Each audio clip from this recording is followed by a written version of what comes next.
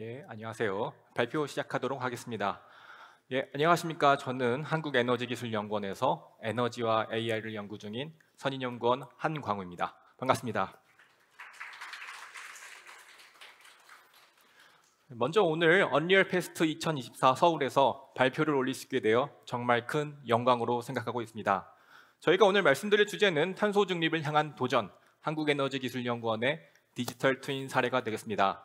먼저 제가 25분 정도 발표를 드리고 에코트윈의 김현우 이사님께서 디테일한 내용들을 조금 더 보강하여 설명을 드리도록 하겠습니다. 저희가 오늘 말씀드릴 내용은 크게 6가지 정도 되는데요. 첫 번째로 탄소 중립과 디지털 전환, 그리고 어떤 문제가 있었고 이것을 기술적으로 어떻게 극복했고 그 효과가 무엇인지에 대해서 제가 설명드리도록 하겠습니다. 그 이후 저희가 개발한 디지털 트윈 기반의 건물 에너지 관리 시스템이 저희 연구기관뿐만 아니라 정부 부처 각종 공공기관에서 큰 파란을 이제 겪고 있는데요. 굉장히 큰 호응을 얻고 있는데요. 거기에서는 이 언리얼 엔진의 굉장히 사실적인 모델링과 구현이 있었기 때문이라고 생각하고, 그다음에 에코트윈에서 저희 기술을 10분 이해하셔서 정확하게 구현하셨기 때문이라 생각합니다. 이런 내용들에 대해서 에코트윈에서 좀 구현 사례를 디테일하게 설명을 드리고 저희와 협력 시너지, 미래 방향에 대해서 설명을 드리도록 하겠습니다. 먼저 개발적인 내용을 좀 설명을 드리겠습니다. 현재 현재 전 세계적으로 키워드가 이제 탄소 중립, 기후 변화입니다. 기업들도 RE100, ESG를 빼놓고는 생존 전략을 도모할 수 없고 에너지 트랜지션, 디지털 트랜스포메이션, AI 도입 등의 내용들을 키워드로 많은 투자가 이루어지고 있습니다. 그럼 에너지와 디지털 트윈 어떻게 결합되는지에 대해서 좀 설명을 드릴 텐데요. 에너지 전주기를 보면은 1차 에너지 생산 부분이 이제 전통적으로 화석연료 발전, 원자력 발전이 있고 신재생 발전이 늘어나고 있습니다. 그다음에 에너지 전환 파트에는 여러분들이 친숙한 발전소에서 전기와 열 등으로 전환이 되고 도시가스도 천연가스로부터 전환이 됩니다. 그 다음에 요즘에 핫한 에너지 캐리어인 수소도 이 전환 파트에 이제 속하게 됩니다. 그래서 여기 전환된 거와 공급분이 합쳐져서 산업, 건물, 수송 부분에 에너지가 속속들이 사용되고 있는데요. 탄소 중립을 달성하려면은 이런 효율 높여서 활용 손실, 전환 손실 줄이는 거 중요합니다. 그런데 더 중요한 것은 신재생 에너지 비율을 높여야 되고 화석연료의 발전 비중을 줄여야 됩니다. 근데 아시다시피 신재생 에너지는 바람이 불거나 태양이 뜰 때만 발전을 하죠. 그래서 가능성이 굉장히 커지는데 그런 여기서의 이슈들이 전환, 소비까지 나비 효과처럼 악영향이 증폭된다는 문제점이 있습니다. 그래서 에너지는 이 좌측에서 우측으로만 흐르는데 데이터는 에너지 공급, 전환, 소비가 한 번에 모일 수 있다는 특징이 있죠. 그래서 동시성 있게 우리가 대응을 할 수 있게 되는 겁니다. 데이터가 모이면은 이제 뭘 할 수 있죠? AI 기술들을 적용할 수 있습니다. 대량의 데이터 간의 관계성을 파악해서 기존에는 불가능이라 생각했습니다. 재생에너지의 발전을 예측하고 건물의 수요를 예측해서 에너지의 데이터의 관계성에 기반해서 시스템을 최적화 운영을 할 수가 있습니다. 그래서 저희의 목표는, 기술적 목표는 신재생의 간헐성을 극복하고 공급 수요의 미스매치를 해결하는 기술들이 되겠습니다. 탄소 중립의 병목에 대해서 실제 현상을 말씀드리겠습니다. 에픽게임즈는 럭키입니다. 왜냐하면 동부의 노스캐롤라이나에 위치해 있죠. 서부의 캘리포니아는 지금 전력 대통에 난리가 났습니다. 이게 2015년도부터의 캘리포니아의 전력 순수요인데요. 현재 2023년도에 이렇게 낮에 순수요가 감소합니다. 이게 뭐가 문제냐라고 볼 수도 있는데요. 태양광 발전이 이렇게 치고 들어와서 오후 4시부터 9시 사이에 엄청나게 전력 불안정성이 강화되고 있습니다. 이때 에너지 가격이 2배, 3배 뻥튀기 되고 그 다음에 정전이 많이 발생합니다. 그 이유는 이제 석탄 이런 화력 발전소들이 따라오지 못하는 거예요. 계획해서 하는 건데 태양광이 한 번에 해가 지기 시작하면은 전력 불안정성이 심해지는 것입니다. 건물 분야에서 디지털 전환이 어떻게 진행되는지에 대해서 좀 설명을 드리면은 이게 기존의 에너지 패턴인데 옛날에 90년대 연구는 패시브 액티브 설계 도입을 했습니다.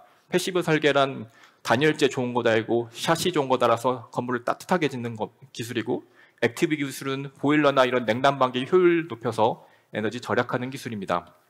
근데 2000년대 들어서 태양광 발전 들어오기 시작했습니다. 제로 에너지 건물, 제로 에너지 커뮤니티 해야 됩니다. 근데 뭐가 문제냐면은 태양광 발전의 양이 작았을 때는 문제가 안 됐습니다. 근데 양이 늘어나면서 전기가 모자라도 문제지만 남아도 문제입니다. 그래서 한전이나 이런 전력 공급자들은 이제 태양광 발전사들에게 발전량을 강제로 낮에 줄이라고 합니다.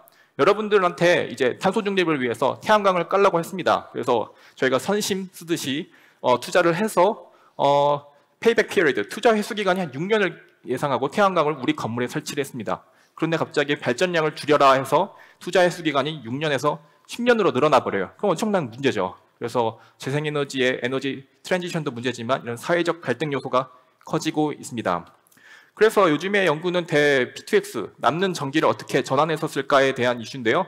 ESS 저장했다가 꺼내려 쓰는 거, 배터리에 저장했다가 열로 전환했다 쓰는 거, EV에 충전했다 쓰는 거, 수소로 바꿔서 쓰는 것, 이런 것들입니다. 근데 이런 기술들이 현재까지 아직 챔피언이 없어요. 왜냐하면 이 기술들이 우리 아파트에 실제로 들어오기 위해서는 기술적인 안정성, 신뢰성, 경제성이 모두 다 확보돼야 되기 때문이죠. 그래서 이런 에너지 기술에서는 디지털 트랜스포메이션에서 데이터들을 잘 게더링하고 관리하는 것이 굉장히 중요해지고 있습니다.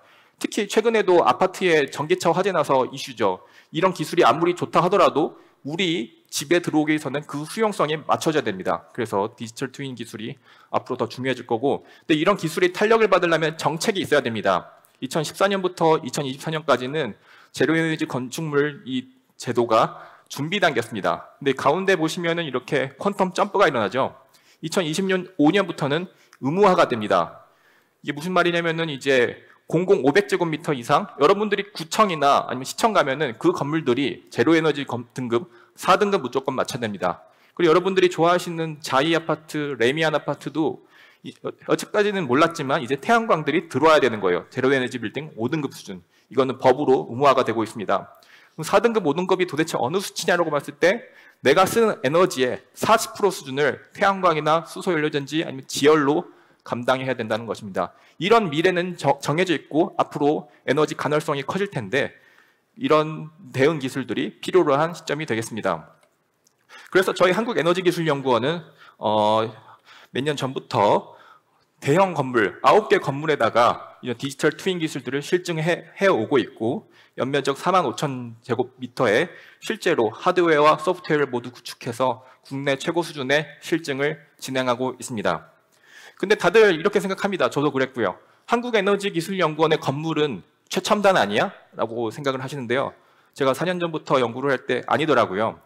저희 에너지를 메터링 하는데 이게 가스량계가 있습니다. 그럼 여기서 데이터를 어떻게 얻냐면은 건물 관리자분이 이거 사진을 찍습니다. 사진 찍어서 이 선생님한테 사진을 보내요. 그러면 여기 시설 운영 선생님이 이걸 엑셀 시트에다가 데이터를 입력하시는 거예요. 그러면은 이 선생님이 휴가를 갔으면은 이거는 여기 0인 겁니다. 여기서부터 이제 데이터들을 모아가지고 디지털 트랜스포메이션, AI 기술 한다고 하는데 엄청난 고난의 행군이 예상이 되시죠. 건물 분야 이게 올드 패션이라 봤을 때 잘하는 건물 수준입니다. 이런 상태에서 이제 디지털 트윈 기술을 이제 적용하는 내용들이 되겠습니다. 기술적인 도전 과제인데요. 건물 에너지 관리 시스템을 저희가 개발하고 있는데 이게 없는 기술이라고 봤을 때 있습니다. 우리 국내에는 L사가 최고 잘하죠. 이런 기술들을 개발을 하고 있는데 그럼 도대체 언리얼 엔진을 통해서 어떤 걸 할 거냐, 뭐가 차별점이냐는 이제 좀 동영상으로 보여드리도록 하겠습니다. 저희 실제로 이제 디지털 트윈으로 구현한 내용이고 태양광 내부 외부 이제 실제 모델링이 정확하게 모델링 된 내용이고 여기부터가 이제 저희의 도메인 널리지가 들어간 내용인데요. 에너지 건물별로 소비 생산 강도들이 이런 식으로 시각화되고 제실자 여기 건물에 있는 분들이 춥냐, 덥냐, 쾌적하냐에 나타나는 지표입니다. 이건 데이터와 진짜 링크가 되어 있는 내용이고 거실별로 제실률, 사람이 얼마나 있냐, 그다음에 설비반으로 에너지가 도시가스에서 와서 어떻게 전달이 돼서 이제 흐르냐 하는 내용이고요. 그다음에 이 부분이 또 중요한데 단일 건물을 보는 게 아니고 건물 간에 에너지가 남았을 때 공유를 하고 그다음에 전력 개통과 어떻게 상호작용이 되는지에 대해서 실제로 여기 에너지 흐름도로 보고요. 그다음에 뒤에 내용은 좀 더 이제 실무적인 내용인데 에너지 사용이 어떻게 되는지에 대한 내용, 그다음에 설비가 정상적으로 운전했을 때 대비해서 비정상적으로 비효율적으로 운전했을 때는 어떤 식으로 이제 데이터들이 연관이 되는지에 대한 내용과요. 태양광 발전 특성, 그다음에 에너지 원단위, 돈으로 내가 얼마나 절약이 되고 이게 환경을 위해 CO2를 얼마나 저감을 하고 있는지에 대한 관제와 통합 관리 시스템이 되겠습니다. 네, 그래서 저희가 타겟하는 것은 이것입니다. 세계 최고 수준의 댐스를 만들어 보자입니다. 그래서 차별점은 기존의 엘사나 이런 데보다 보다 사실적인 구현, 언리얼 엔진을 통해서 그 다음에 단일 건물에 포커스를 하는 것이 아니고 앞으로는 더욱 더 여러 커뮤니티의 기술들이 더 중요할 텐데 이렇게 확장성이 있는 것. 그 다음에 요즘에 AI 기술들 날라다닙니다. LLM을 비롯해서 생성형 AI 기술들이 많은데 그런 소프트웨어에 있는 기술들이 도대체 왜 건물에는 왜 적용이 되지 못하는가에 대한 고민을 많이 하고 있습니다. 그런 고민들을 바탕으로 건물에 적용할 수 있는 AI 기술을 제대로 적용해보자라는 고민을 담고 있습니다. 가장 중요한 게 아까 아날로그부터 데이터 확보에 대한 내용인데요. 데이터 파이프라인이 되겠습니다. 좀 간단하게 좀 설명을 드리면은 건물에는 건물 자동화 시스템 바스 데이터가 있습니다. 이것은 이제 자동 제어를 위해서 실시간으로 제어하는 건데 모니터링하는 건데 그것을 데이터로 끌어옵니다. 그 다음에 건물에 열량계, 가스량계 데이터를 끌어오고 그다음에 전력량 데이터도 이제 끌어옵니다. 전력량계는 각각의 분전함에 조명 데이터, 플러그 데이터, 냉난방 시스템을 분리해서 받을 수 있게 되는 특징이고요. 그다음에 건물별 제실자를 알기 위해 저희는 이제 건물에 입구에 카드 택을 찍게 되어 있습니다. 그래서 in, out 이것을 알고리즘으로 이제 구현을 해서 이 건물에 몇 명이 있는지를 이제 얻는 데이터고요. 근데 또 개인 정보가 중요하니까 이런 건물에 누가 있는지는 가명화해서 저희 안전팀과 보안업체와 협의를 해서 건물에 이제 몇 명이 있는지만 나오게 합니다. 건물에 이제 각 실별로의 실내 환경, 그다음에 제실 감지 센서를 넣었고요. 그다음에 여기에 통신이 굉장히 다양합니다. 모드버스, RS232 되게 휴리스틱한 내용이 있는데 그런 통신을 중앙에서 모을 수 있게 데이터 파이프라인을 구축을 했고, 그다음에 연단위 주기성 있는 데이터가 확보가 되면은 이 데이터를 통해서 AI 서버를 통해 이제 미래의 발전량이나 에너지 수요들을 예측할 수 있게 됩니다. 그래서 이렇게 예측된 데이터들과 모니터링된 데이터를 2D 데이터 모니터링 실무하는 게 있고, 그다음에 3D 언리얼 엔진으로 이제 다 매핑을 합니다. 이제 매핑을 해서 모니터링을 하고, 그다음에 여기서 우리가 제어 신호도 내릴 수 있는데 이 신호가 다시 이제 건물 자동화 시스템의 서버로 들어가서 이제 신호가 들어가는 내용이 되겠습니다. 그리고 여기 있는 데이터들이 그냥 로우 데이터만 얻는 게 아니고 저희의 도메인 널리지가 들어가서 건물의 에너지의 강도나 에너지 흐름, 열쾌족에 대해서 방정식들이 들어가서 이것이 이제 같이 계산이 돼서 들어가게 되겠습니다. 몇 개 좀 살펴보겠습니다. 건물과 에너지 흐름이 있는데요. 이 왼쪽 보시면 이건 연구원에서 개발하는 단계입니다. 굉장히 이제 공대스럽고 PPT 그냥 스럽죠.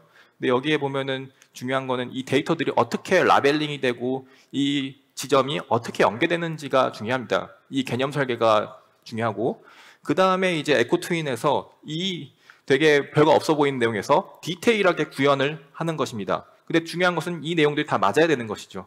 이 전기 네트워크가 이렇게 구현이 되고 여기에 열 네트워크, 가스 네트워크들이 이제 구현이 됩니다. 그러니까 건물별로 이제 가스가 어떻게 들어가고 열이 어떻게 생산이 되고 남는 열은 어느 건물에서 어디로 얼마큼 이제 전환이 공급이 된다라는 내용을 이제 구현을 하였습니다.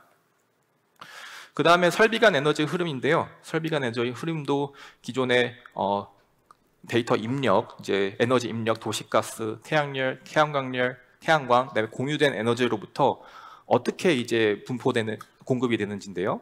냉방, 난방, 급탕이나 전기에는 플러그 전기, 조명 전기, 환기 전기, 엘리베이터 이런 것들이 어떻게 매핑이 되는지에 대한 내용입니다. 이렇게 봤을 때는 굉장히 좀 보기 어려운데 이제 에코트윈과 함께 이런 내용들을 이제 건물에 쓰는 에너지에 맞게 변환을 하고 있습니다.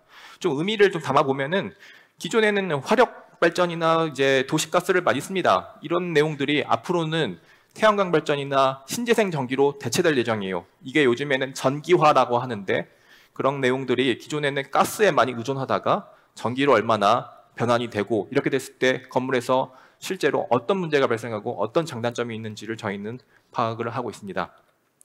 디지털 전환은 데이터와의 끝없는 여정입니다. 데이터 모델링, 언리얼 엔진 구현도 중요하지만 거기 들어가는 이제 펀더멘탈한 데이터들이 저희는 중요하다고 생각하고 있습니다. 그래서 데이터 확보를 기존에 한두 개 건물 실증하는 것 대비 10배 이상 늘어났는데요. 실제로 이런 하드웨어 설비에 이제 센서들을 다 넣기 시작했습니다. 그리고 여기 기존의 빌딩 오토메이션 시스템과 연계를 해서 데이터를 받아오고 센서 종류가 4,400개, 데이터 종류가 1분에 쌓이는 게 25,000개 정도 되고요. 근데 하루에 쌓이는 걸로 봤을 때는 한 4,400만 개, 용량으로 한 1기가 정도인데 별로 안 많네라고 생각할 수도 있습니다. 근데 어려운 것은 이런 데이터들이 하나하나가 다 의미를 갖고 있다는 게 어렵습니다. 이 로우 데이터들이 이 용도는 냉난방이야, 조명이야, 전열이야 이런 것들 부여해야 되고 에너지 원은 가스냐, 전력이나 열이냐를 좀 지금은 전문가가 이걸 분류를 하고 있습니다. 나중에는 AI가 대체해서 이런 것들을 할 예정이고요. 데이터 해상도도 중요합니다. 기상청에서 주는 데이터 1시간 단위로 봤을 때 굉장히 스무스해 보입니다. 태양광 발전을 1분 단위로 보면은 이렇게 50% 이상의 등락률이 있습니다. 구름 한 번 맡겨도 이제 발전량이 엄청 달라지거든요. 그래서 이런 해상도도 저희가 잘 봐야 되고요. 데이터 신뢰도가 정말 말이 많습니다. 제가 AI 학회 가면은 AI 하는 하이 레벨의 엔지니어와 로우 레벨의 머신단의 엔지니어가 맨날 싸웁니다. 머신단에는 너 데이터 줬는데 왜 제대로 안 해? 라고 하고 AI 엔지니어는 너네가 준 데이터는 너무 노이즈가 많고 다 섞어 비빔밥이야? 그럼 도대체 어떻게 하라는 거야? 라고 이렇게 싸우는데요. 그래서 잘 안 되고 있습니다. 계측단에서부터 데이터 활용단, 머신러닝단까지 저희는 데이터를 일관되게 활용하기 위해 여기 전처리 기법들을 좀 표준화해서 도입하고 있고요. 센서 레벨에서 1차 마스킹, 2차 마스킹, 3차 마스킹은 계측 단계 도메인 기반의 이상치 범위 적용을 하고 단위 표준화하는 내용들을 적용을 하고 3차 마스킹으로는 통신 연결 문제를 해결해서 로우 레벨에서부터 하이 레벨까지 모든 일관되고 신뢰도 있는 데이터를 이제 확보해서 적용하는 데 노력을 기울이고 있습니다. 저희 적용 기술과 혁신적인 접근에 대해서 말씀드리겠습니다. 기술에 대해서 디테일하게는 안 들어가겠습니다. 근데 이 건물에서의 이해관계를 아는 게 중요할 것 같아서 정말 쉽게 한번 설명해 보겠습니다. 여러분이 건물주라고 해볼게요. 그래서 건물주가 돼서 7층짜리 건물을 샀다고 해봅시다. 7층짜리 건물이면은 이제 연면적 10,000제곱미터 정도 되거든요. 그러면 1층에는 푸드앤 베이커리가 있고 2층, 3층에는 병원이 있고 이럴 수 있습니다. 건물 한 200억을 샀다고 하는데요. 에너지 비용이 이제 앞으로 1년에 한 3억 정도 나올 겁니다. 근데 여러분들이 건물만 사면 되는 게 아니고 거기 들어가는 설비들의 자동 제어를 구축을 해야 됩니다. 초기 비용이 한 30억 정도 할 거고 라이선스가 10년에 10억, 1년에 1억 정도 할 겁니다. 근데 여기 근데 건물 설비란 뭐냐면은 냉방, 난방, 급탕, 환기, 조명입니다. 건물의 필수적인 에너지 구성한 요소인데요. 여기 있는 업체들 허니웰, 시멘스가 꽉 잡고 있습니다. 여러분들이 비용 절약하겠다고 처음 들어보는 뭐 일신계전 이런 데 쓸 것 같으세요? 안 씁니다. 왜냐하면은 이렇게 뭐 세미나실 같은데 냉난방이 갑자기 꺼져버리거나 조명이 갑자기 꺼져버리면 난리 나잖아요. 그래서 이렇게 되게 안정적으로 잘 돌아가는 이런 브랜드들을 쓸 수밖에 없습니다. 그리고 건물에는 운영자들이 있습니다. 전기 담당, 설비 담당, 가스 담당 있는데요. 이렇게 되게 이해관계가 다릅니다. 그래서 저희가 AI 기술을 개발해가지고 이 건물 운영자한테 가서 이거 도입할래 하면은 건물 운영자 관심 없죠. 왜냐하면 건물주도 아니고 내가 이거 해서 에너지 아낀다고 나한테 월급이 오르는 것도 아니고 난 잔잔하게 잘 하고 있는데 왜 그런 거 하려고 하냐 이렇게 하죠. 허니알한테 가가지고 우리 AI 기술 도입해볼래 하면은 일단 라이센스 비용 5억부터 시작을 합니다. 실제로 못 도입합니다. 그래서 어떻게 해야 되냐면은 실제로 기존의 기기 변경이 아니고 기존의 관리자가 조절하는 것들을 AI가 바꾸는 겁니다. 이게 뭐냐면은 한국에너지공단에서 업무시설 구성원이 있는데 총괄관리자, 시설운영 실무자, 시설운영 실무자한테 하라고 하는 가이드란이 있습니다. 사람이 하는 것. 예를 들어서 보면은 에너지 절약 추진체제 정비 및 운영 실무를 하는 사람들인데 절약 효과가 크고 3단계이고 지속적으로 관리가 필요한 것, 한번 고치는 것이 아니고 계속적으로 보면서 관리를 하는 것들인데요. 이런 항목들을 리스트업 해보니까 여러분들이 너무 잘하는 거예요. 당연한 거죠. 보면은 냉난방기의 설정 온도를 적절하게 해라. 그다음에 냉난방기의 운전을 또 적절하게 해라. 설정 온도를 적절하게 해라. 운전을 적절하게 해라. 조명을 패트럴 실시해라. 방을 돌아다니면서 꺼진 건물이 있으면 켜고, 건물이 불이 켜져 있으면 끄고 뭐 이런 것들에 대한 내용인데요. 이런 것들이 이제 사람이 못하니까 문제입니다. 굉장히 방이 많고 사람이 이걸 다 조절하는 것이 관리자가 하는데 한계가 있다라는 내용이고요. 조금 더 에너지를 아낄 수 있는 부분은 열을 만드는 장치들이 있는데 이런 온도들을 허니에일에서 처음에 초기 세팅을 해주거든요. 예를 들어서 냉수 7도, 온수 45도 이렇게 해주는데 이것을 안 바꿉니다. 날이 따뜻해지면 이걸 미지근하게 바꾸면은 효율이 팍팍 올라가거든요. 저희 건물도 그렇거든요. 그래서 이런 것들을 이제 AI가 대체하는 것입니다. 기존에는 이제 사람이 이제 하는 것들을 대체하는데 예를 들어서 건물 운영 관리자분들은 어떤 기능 쓰냐면은 하절기에서 동절기 될 때 난방 모드로 바꿔야지. 그다음에 민원 오면은 온도 좀 이제 좀 풀어주고 출퇴근에 8시에 켜고 5시 반에 끄고 이런 식으로 스케줄 제어하는데 여기에 관리해야 될 것들이 굉장히 많습니다. 예를 들어서 실내기 같은 경우는 실내 온도를 조금씩 이제 유연하게 바꿔주고 그다음에 에너지 효율이 많이 이제 잡아먹는 것이 이 메인 열원단의 공급 온도를 바꿔주는 것입니다. 근데 이거를 저희가 바꾸려고 하면은 그걸 왜 바꿔? 그거 바꿔서 너가 문제 생기면 책임질래? 라는 식으로 되거든요. 근데 사실 문제 생기지 않거든요. 근데 그런 것들을 이제 바꿔주는 것들이 AI가 하는 것입니다. 근데 요즘에 나온 논문들은 이 기계단에서 뭐 어떻게 제어하려고 합니다. 근데 이 기계단은 S사, L사 거기서 다 개발된 것이고 그다음에 이거 허니엘에서 신호를 줘야 되는데 그런 것들을 이제 하기에는 라이센스 비용도 높아서 실제로 적용되기가 어렵습니다. 그래서 사람이 직접 하는 것을 해야 되고 AI 기술이 도입되면 뭐가 좋냐 하면은 시공과 에너지 수요 패턴, 그 다음에 제실자 만족도. 그러니까 여기 사람들의 행태에 따라, 나이 이런 거에 따라서 굉장히 어떤 거에 추위를 느끼고 어떤 거에 더위를 느끼고 이런 게 다릅니다. 이런 데이터들과 재생에너지 발전 패턴들 종합적으로 봐서 이제 제어를 할 수 있게 됩니다. 그리고 저희는 3가지 파트로 이렇게 협업을 하고 있는데요. 도메인 파트에는 저희 건물 도메인, 에너지 도메인, 실내 환경 전문가가 일을 하고 있습니다.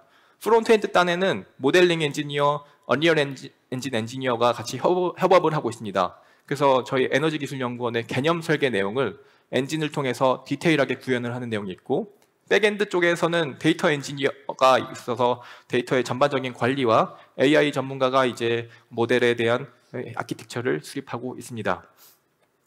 거의 마지막인데요. 요즘에 LLM이 가장 큰 화두입니다. 저도 챗GPT나 아니면 클로드 소넷 없이는 업무를 못하는 상태가 된 것 같아요. 굉장히 의존을 많이 하고 있거든요. 저희는 라마 같은 오픈소스 LLM을 활용하고 있습니다.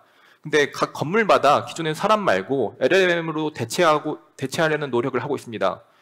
LLM으로 대체를 해서 페르소나는 가면을 씌워주는 겁니다. 그린빌딩, 그린동의 LLM, 에코동의 LLM. 이 건물들이 의지를 갖게 되면은 주체적으로 됩니다. 이기적이기도 하면서 이타적이기도 합니다. 예시를 들어보면은 에코동에서 나는 지금 전력이 피크를 쳤어. 부족한 전력은 이제 그린동이 좀 담당해 주려고 합니다. 그린동은 무슨 소리야? 우리 지금 실험해야 되는데 저기 많이 먹는 거 안 보여? 이러면 여기 총괄하는 LLM이 이렇게 하죠. 그러면 융합동에 출정자가 많으니 융합동 너가 설비 가동률을 좀 줄여봐 이렇게 합니다. 그럼 융합동은 이제 데이터 기반으로 난방 수요가 확실히 줄어들 것 같네요. 이제 제가 줄이겠습니다. 이런 식으로 전체 건물군에서 에너지를 자율적으로 줄이는 이제 기술들을 개발을 하고 있습니다. 그래서 마지막으로 적용 효과 및 미래 전망에 대해서 말씀드리겠습니다. 결국 기술이 영속되려면은 돈입니다. 그래서 저희는 에너지 비용, 전기, 가스를 실제로 저희 건물에서 20%를 줄이려는 것이 목표입니다. 이 수치가 얼마나 크냐면은 저희 에너지기술연구원의 연평균 에너지 비용이 25억 원이 됩니다. 연평균 20억으로 줄이려는 게 목표고 이 기술을 써서 그 다음에 또 큰일 난 게 저희 원장님한테 되게 발등에 불 떨어진 게 본원 말고 저희 신동에 태양광 센터를 증설했는데 연면적은 훨씬 작습니다. 근데 돈 먹는 하마예요. 에너지를 엄청나게 써서 여기서 이제 에너지 비용을 줄이는 것이 중요합니다. 저희가 이 개발비가 연구원들의 인건비, 재료비, 어떤 시작품 제작 다 해서 1년에 이제 10억 정도가 들었는데 이렇게 하면은 페이백이 2년 만에 회복이 되는 거죠. 근데 연구 개발비가 아니고 제품 개발비로 돼서 10분의 1로 줄일 수 있다. 1억으로 이걸 만들 수 있다. 그러면은 엄청나게 남는 장사죠.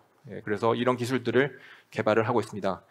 조금 더 디테일한 내용은 이제 에코트윈의 김현우 이사님께서 발표를 드리도록 하겠습니다. 감사합니다. 네, 안녕하세요. 에코트윈의 김현우 이사입니다. 저 앞서 그 관련 내용 발표해 주신 그 한국에너지기술연구원의 한건 말씀에 감사 인사드리며 계속 발표 이어가도록 하겠습니다. 벤스란 빌딩 에너지 매니지먼트 시스템의 약자로 건물 에너지 자원을 효율적으로 관리하는 운영 시스템으로 보시면 되겠습니다. 조명 전력, 냉난방 전력, 가스, 급탕, 신재생 에너지 등 각종 에너지 소비 기구 센서를 통해 사용된 에너지 데이터를 수집하고 실시간 모니터링을 통하여 실시간 모니터링된 데이터를 분석, 이를 바탕으로 최적화를 통해 에너지 절약을 실현하는 과정이라고 보시면 되겠습니다. 이 모든 과정은 쾌적한 실내 환경을 유지하면서 에너지를 효율적으로 사용할 수 있도록 돕는 통합 시스템을 말하며 뱀스를 도입함으로써 건물의 에너지를 사용을 체계적으로 관리하고 불필요한 에너지를 낭비하고 그리고 운영의 비용을 절감할 수 있다고 보시면 될 것 같습니다. 관련 플랫폼의 개발 배경은 우리나라 같은 경우 에너지 자원의 해외 의존도가 굉장히 높습니다. 에너지 효율적인 이용을 위해서 필요성이 한 내용으로서 건물 내 설비의 비효율적인 에너지 소비 및 관리 등 이러한 부분을 최적화하고 효율적인 운영 관리의 배경이 있겠습니다. 관련 사업의 주요 개요는 디지털 트윈 기술을 활용한 자율운전 기반 에너지 환경 통합 관리 시스템이었습니다. 건물에서 사용하는 에너지 분석 및 관리, 건물별, 층별, 용도별, 그리고 사용량 분석 및 통합 관리 시스템의 구축 내용이 주 내용이었습니다. 저희가 한국에너지기술연구와 협력하여 개발한 디지털 트윈 뱀스의 솔루션 데이터의 흐름들을 간략하게 소개드리면 열량계, 가스량계, 그리고 PLC 데이터의 각종 센서에 측정된 데이터를 송신하여 송신된 데이터의 센서는 데이터 통합 모듈에 더해서 모드보드 TCP 통신을 프로토콜 통해서 데이터 수신 및 저장한 구조로 되어 있다고 보시면 되겠습니다. 센서 데이터의 통합 모듈은 관련 데이터를 수신 후 DB 서버와 연동하고 관련 데이터를 실시간 형태로 저장하며 저장된 센서 데이터는 필요한 에너지 환산 수식 로직을 통해 API 형태로 디지털 트윈 뱀스와 연동하게 되어 있습니다. 그리고 이 데이터를 활용하여 디지털 트윈 뱀스는 건물의 에너지 효율성을 최적화하고 관리하는 방식으로 운영된다고 보시면 되겠습니다. 디지털 트윈 뱀스를 개발함에서 어니언 엔진을 활용할 이유는 여러 가지 유익겠으나 그 중에서도 몇 가지 기능 활용 면에서 말씀드리면 첫 번째로 조경과 자연 환경 등을 구성해야 하는 부분에서 어니언 엔진의 폴리지 모드를 활용한 구성이었으며 이는 자연 환경을 보다 생생하고 현실감 있게 구현할 수 있도록 돕는 도구입니다. 다양한 식물, 나무, 풀 등 손쉽게 배치하고 조정할 수 있으며 월드나 가상 환경 등의 자연 생동감을 높일 수 있습니다. 이 기능을 활용하여 연구원 내 조경 등을 손쉽게 구현 및 표현을 가능하였습니다. 다음으로는 다양한 재질을 자연스럽게 혼합하여 더욱 현실감 넘치는 장면을 구현할 수 있는 머티리얼 블렌더입니다. 서로 다른 재질을 자연스럽게 결합할 수 있는 기능으로서 바위와 이끼 그리고 흙과 잔디 같은 서로 다른 표면에 부드럽게 현실감 있고 환경을 자연스럽게 조성할 수 있는 기능으로 이 기능을 활용하여 연구원 내의 잔디 또는 운동장 그런 여러 가지 환경 등을 조성할 때 활용을 하였습니다. 언리얼 엔진 5에서 빼놓을 수 없는 기능 중 하나인 나나이트 기능으로 매우 상세한 3D에서 모델 성능을 저하 없이 렌더링할 수 있으며 이를 통해 수십억 개의 폴리곤을 구성되는 고해상도 모듈을 효율적으로 사용할 수 있습니다. 이 기능을 활용하여 연구원 내 캠퍼스 내에 여러 건물들과 조경 그리고 다양한 3D 모델 데이터를 구성하고 그 각 오브젝트의 세밀한 디테일을 유지하면서 실시간의 데이터를 표현하는 데 활용하였습니다. 사용자가 원하는 건물 간의 에너지 또는 설비 간의 에너지 등의 수많은 모델 데이터를 수치 데이터 표현함과 동시에 그 기능들을 표현함으로써 저해 없이 구현할 수 있는 기능을 활용하였습니다. 다음으로 소개할 내용은 머티리얼 파라미터 컬렉션으로 여러 머티리얼 내에 공통으로 사용되는 파라미터를 한 곳에서 관리하고 이를 실시간으로 제어하는 기능으로서 프로젝트 내에서 머티리얼 속성을 동적으로 변경할 때 매우 유용하게 사용할 수 있는 기능입니다. 관련 프로젝트 내에서 머티리얼 파라미터 컬렉션을 활용한 이유는 오브젝트의 비저빌리티 단순 온오프 기능을 제어하고 아닌 오파시티 마스크를 스칼라 값으로 제어하여 배경의 비저빌리티를 애니메이션 형태로 제어 가능하기 때문입니다. 이를 통해 건물과 배경의 속성 값을 조절하여 해당 건물에 명확하게 표현하고 건물에 간의 에너지 흐름을 구성하였습니다.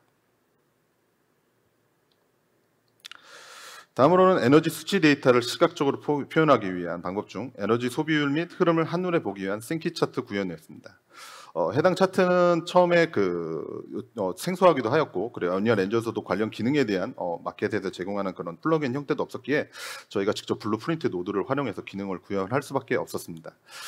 첫 번째로 에너지 흐름 효과를 주기 위한 방법으로 텍스트 쿠드, 패너 등을 이용해서 UV 좌표 등의 흐름과 속도를 조정한 내용입니다. 두 번째로는 에너지 흐름을 시각적으로 표현하기 위한 그라디언트 효과를 주기 위한 내용으로 텍스트 코드 마스크 등을 또 노드를 활용해서 텍스처의 특정 영역에서 색상이 점진적으로 변하는 효과를 주고 표현해왔고, 이를 통해 좌우로 색상이 부드럽게 변화하는 과정을 범위를 조정할 수 있는 내용들로 표현하게 하였습니다. 세 번째로는 에너지 흐름에 따라 곡선을 표현하기 위한 방법으로 텍스트 코드 마스크, 사인, 애드 등의 또 노드를 활용해서 곡선의 진폭, 위치, 두께 등을 조정하여 표현되는 곡선의 형태를 세부적으로 표현하고 조정하였습니다. 앞서 잠깐 보셨겠지만 해당 내용의 그 결과물인데요. 그 영상을 잠깐 보시면 그 에너지 흐름과 소비에 따른 곡선의 방향, 굵기 등을 표현하는 내용이고, 그 공급 에너지인 도시가스, 태양열 등 데이터를 수치하고 표현하여서 그 데이터를 각각 매체로 연결하여 그 매체에 소비되는 에너지를 수치화 그리고 표현함으로써 사용자에게 좀 더 직관적이고 내용을 전달할 수 있는 내용의 그 영상들을 보시고 계십니다. 다음으로 일정 기간을 거쳐 설정하여 조회하고자 하는 데이터 피커 기능입니다. 우선 전반적인 기능의 틀은 저희가 UMG를 통해 버튼, 텍스트 박스, 드롭다운 메뉴를 구성하고 블루프린트 노드를 통해 그 버튼 클릭, 그리고 날짜, 선택, 연, 원리 변경 등의 기능들을 구현하였고, 연도를 표현하기 위해서는 커런트 이어에 통해 현재의 연도를 가져와서 애들을 통해 사용자의 연도를 선택한 이 노드를 통해 변경하는 과정을 구성하였습니다. 브랜치 노드를 통해 선택된 연도에 분기 처리하고 사용자의 연도에 맞추어 데이터 피커의 날짜를 정보를 업데이트하는 구성 내용이라고 보시면 될 것 같습니다.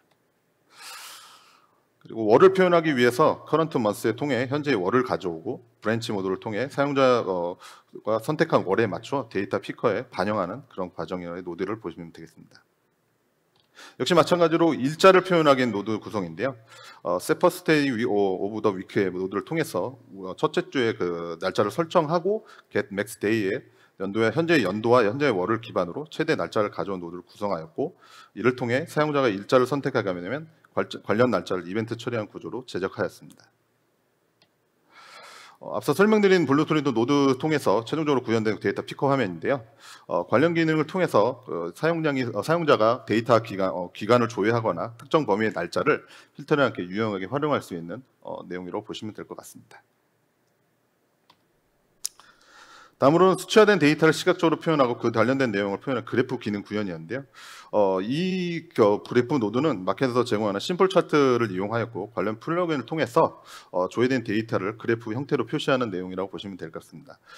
연구원 캠퍼스 내에서 설치된 센서의 데이터들이 워낙 다양하고 많은 데이터를 통해서 표현하는 자료의 대용이 워낙 많기 때문에 그걸 어떻게 시각적으로 표현하고 수치 데이터에 대한 레포트 구성도 좀 필요했던 내용들이 좀 있었습니다. 그래서 그 내용을 가지고 이 데이터를 수치하시는 데이터를 DB 서버에 저장하고, 저장된 데이터를 통해서 디지털 트윈 뱀스를 구성하였고, 심플타이트 인풋 데이터 형태로 강화해 관련 데이터를 표현하는 그 내용으로 보시면 될 것 같습니다. 전체적인 기준 차트는 그 내용에 대해서 크게 그래프의 상이한 점이나 데이터의 양이 워낙 많기 때문에 한 번에 다양하게 표현하지는 않았고, 저희가 필요한 데이터들만 추려서 이렇게 표현할 수 있게 구성을 하였습니다. 심플 차트에서는 기본적으로 제공하는 기능이 있지만 여러 가지 많은 기능들을 제공하는 기능 중에서 이제 자바스크립트 언어를 활용해서 그 커스텀할 수 있는 내용들이 좀 추가적으로 있습니다. 어니럴 엔진에서 제공하는 블루프린트 위젯에서 그래서 여러 가지 스크립트, 자바스크립트 노드를 통해서 그래프 형태들이라든가 종류들을 다양하게 표현할 수 있고요. 그 구성된 노드를 활용해서 원하는 그래프의 설계 후 데이터를 표현하게 맞게 표현하는 그 차트 기능이라고 보시면 될 것 같습니다. 그리고 추가적으로 해당 그래프 표현함에 있어서 저희가 이제 그래프 영상인데요. 아까 잠깐 설명드렸지만 그래프 스크립트 언어를 통해서 여러 가지 그 원형이라든가 이런 그래프 형태들, 그리고 바 타입의 그래프 형태들을 이런 것들을 좀 추가적으로 표현할 수 있다고 보시면 될 것 같습니다. 앞서 잠깐 설명드렸지만 그 구성된 그래프들을 가지고 저희가 이제 레포트 형식으로 이제 제공을 해야 되는 내용들이 추가적으로 있었습니다. 그 그래프 형태를 가지고 조회된 데이터를 추출하는 기능이 좀 필요했습니다.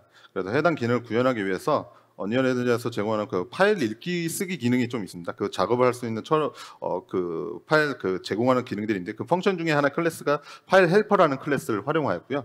그 관련 클래스를 제공하는 함수 중에 바이너리 데이터를 파일을 저장하는 함수인 save array to 파일을 이용해서 관련 그래프의 데이터를 렌더러해서 드로잉하고 해당 렌더 타켓을 내보내는 형태로 구성을 하였습니다. 그리고 마찬가지로 이 그래프 드로잉을 조회한 데이터를 가지고 CSV 파일 형태로 내보내는 기능도 추가적으로 구현해서 관련 데이터를 익스포트하고 그 익스포트된 데이터를 가지고 여러 군데 리포트 형식으로 제공할 수 있는 기능을 추가적으로 제공을 하였습니다. 다음으로 에너지 소비에 그 영향을 미치는 요소 중 하나의 날씨 부분인데, 날씨 부분은 이제 저희가 이제 기상 데이터와 그런 API들을 통해서 구현을 한 내용이라고 보시면 될 것 같고요. 기상 날씨에서 제공하는 그 사이트 하나에 있는 그 오픈웨더 웹사이트를 통해서 저희가 한국에너지기술연구원 지역 날씨를 데이터 형식, 그 지역의 날씨를 API 형식으로 파싱을 하고 마켓에서 제공하는 그 바레스 플러그인을 이용해서 저희가 해당 날씨의 그 데이터 지역의 날씨를 제이슨 형태로 응답을 요청을 하고 받아와서 실질적으로 데이터의 그 흐름에 대한 전반적인 내용을 분석해서 보시는 것 같이 UI의 형태로 지금 반영을 해서 현재 날씨를 표현하는 구성을 구현했다고 보시면 될 것 같습니다. 추가적으로 날씨를 활용해서 그 디지털 트윈 뱀스에 연동하는 가상 공간에서 가상 변화를 반영한 내용인데요. 앞서 설명드린 데이터의 API를 받아와서 웨더 업데이트를 하고 날씨 상태를 업데이트하고 이벤트를 호출하고 웨더 스테이트 체인지 이벤트를 통해서 현재의 이전 날씨 상태를 비교하며 그리고 웨더 스테이트 통해서 현재의 상태의 날씨를 업데이트 전달하는 구조로 구성되어 있습니다. 보시는 그 영상은 이제 해당 지역의 날씨를 동기화해서 최종적으로 디지털 트윈 뱀스의 가상 공간에서 날씨, 그러니까 리얼리티하게 좀 표현해서 지금 현재의 날씨를 좀 표현한 영상인데요. 관련 기능은 아까 말씀드린 그 노드 부분들을 블루프린트 노드 부분들을 연동해서 마켓에서 제공하는 울트라 다이나믹 스카이를 활용해서 그 날씨의 상태값을 전달받고 그 전달되는 상태값을 가지고 현재의 그 기상 날씨라든가 이런 데이터들의 활용, 그러니까 그런 거 현장을 좀 더 현재 비가 오는지 눈이 오는지 이런 데이터를 받아서 캠퍼스, 그러니까 한국에너지기술연구원 캠퍼스에 리얼리티하게 좀 반영하도록 구성하였습니다. 그리고 디지털 트윈 뱀스 기능 요소 중 그 하나 빠질 수 없는 요소 중 하나가 제어인데요. 그 제어를 실시간으로 전력 설비 등을 직접 온오프하는 기능을 잠깐 보여드리도록 하겠습니다. 단순히 그 건물 에너지 효율적인 관리 용도뿐만 아니라 저희가 직접적으로 제어를 통해서 에너지를 직접 관리하고 그 불필요한 에너지 소비들을 직접 제어함으로써 에너지 소비율을 좀 더 낮추고 그런 부분들을 관리하기 위한 제어 부분인데요. 이에 관련된 기술을 좀 더 구현하기 위해서 언니는 TCP 토켓 통신을 활용하였고요. TCP 토켓을 통해 전력 제어 모듈 신호를 보내고 이를 제어하는 방식으로 보시면 되겠습니다. 보시는 화면은 간단한 블루프툰에서 현장에 있는 그 조명 장치를 좀 제어하는 노드라고 영상이라고 보시면 될 것 같습니다. 마지막으로 한국에너지기술연구원의 협력을 통해 시너지적인 부분을 정리하자면 최신 기술과 전문 지식을 보유하고 이를 활용한 기술적 구현을 가속화함으로써 이는 조직적 내양의 다양한 부서와 전문가들이 협력해서 신기술을 빠르게 도입, 적용할 수 있는 부분이었으며 비용 및 효율성에서 및 자원관리 측면에서는 연구 목적의 자금을 효과적으로 활용, 그리고 연구 비용을 절감하고 이를 통해 한정된 자원을 좀 더 관리함으로써 다양한 전문성 결합을 통해 혁신적인 솔루션을 개발할 수 있는 부분으로 여러 분야의 전문가들이 함께 협력해서 단일 전문가가 해결할 수 없는 그 복잡한 문제를 좀 더 창의적으로 해결할 수 있는 부분이었습니다. 저희가 디지털 트윈 기술을 활용한 뱀스 플랫폼을 구축하면서도 여러 가지 문제점을 봉착하고 또 이를 해결하기 위해서 여러 가지 방안과 의견 또 그 과제를 극복한 내용도 많았지만 앞으로 해결할 부분도 더 많이 남아 있다고 생각합니다. 디지털 트윈 기술이라는 그 하나의 관점으로 봤을 때 추가적으로 필요한 부분에서는 다양한 IoT 기기 그리고 연동과 AI 기술, 그다음에 다양한 그 산업군과의 미래 보안 기술 등을 좀 더 발전적으로 또 활용을 하고 더욱 정교하게 효과적으로 시스템 모델링 및 관리 도구를 발전하는 과정이 좀 필요하다고 생각합니다. 이는 다양한 산업에서 좀 더 혁신과 효율성을 중요시하는 방향으로 좀 역할을 할 것으로 좀 보인다고 생각됩니다.